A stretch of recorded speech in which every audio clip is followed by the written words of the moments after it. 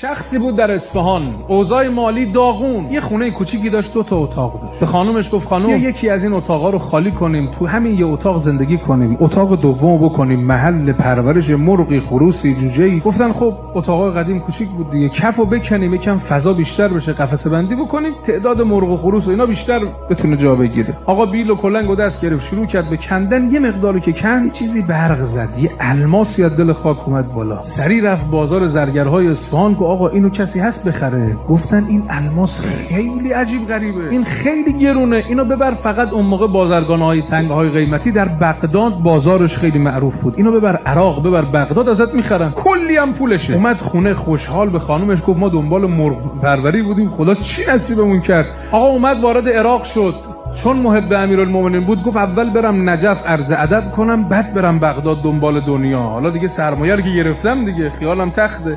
روز آخر میخواست خداحافظی کنه بره سمت بغداد بفروشه این الماس رو. وقتی خادم حرم داره صدا میزنه، داخل ضریح یه قبر چوبی هست، عزیزانی که دیده حرم ضریح نداشت. این خادم صدا زد ایها الناس، ای شیعیان مولا، کمک کنید، مولاتون ضریح نداره. این بنده خدا شنید مولا ضریح نداره، گیر شد به عبارت امروز. خادم صدا زد گفت بیا اینجا، ما که یه عمر نداشتیم، از این به بعدم نداشته باشیم.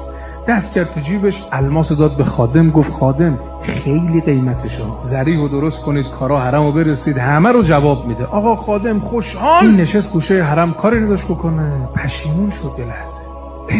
عجب کاری کردن، حالا میفروختم یه بخششو میدادم، منو جواب زن و بچه رو چی بدن. تو همین حالت پشیمونی به خواب فرو میره. تو عالم خواب میبینه امیرالمومنین از داخل این قبر اومدن بیرون، لاله گوشش رو آروم گرفتن، 3 بار فرمودن حاجی الماسی، علی مرد الماسی، زیر بار منت نامرد. این از خواب بیدار شد، پشیمون شد از پشیمونیش. آقا جان غلط کردم، آقا جان نفهمیدم، آقا جان همه زندگیمون فدای شما. یه مرتبه دید پلیس وارد حرم شده، پیداش کردن، اینو گرفتن. ترسید، فکر کرد اتفاق بدی افتاده. چه خبر آقا؟ ما اصفهان دنبالت میگشتیم، تلگراف زدن گفتن اومدی عراق، چک کردیم دیدیم اومدی نجف. یک عموی پدری داشتی در هندوستان، مولتی میلیاردر، الان از دنیا رفته، وارثی نداره جز تو، دنبالت میگردن، بیای بری اینا رو تحویل بگیری. آقا من نیم ساعت پیش الماسو دادم، این تلگراف دست به دست 20 روز دنبال توه. اصلا قبل از اینکه الماسی پیدا کنی علی فکر تو رو کرده. رفت هندوستان تحویل گرفت، اومد ایران، تو اصفهان بازار زرگری را انداخت که مشابهش نبود تو شهرهای اطراف. اسمش هم به برکت خطاب امیرالمومنین عوض کرد، گذاشت حاجی الماسی. برای امیرالمومنین کاری میکنید نگران نباشید، علی مرد.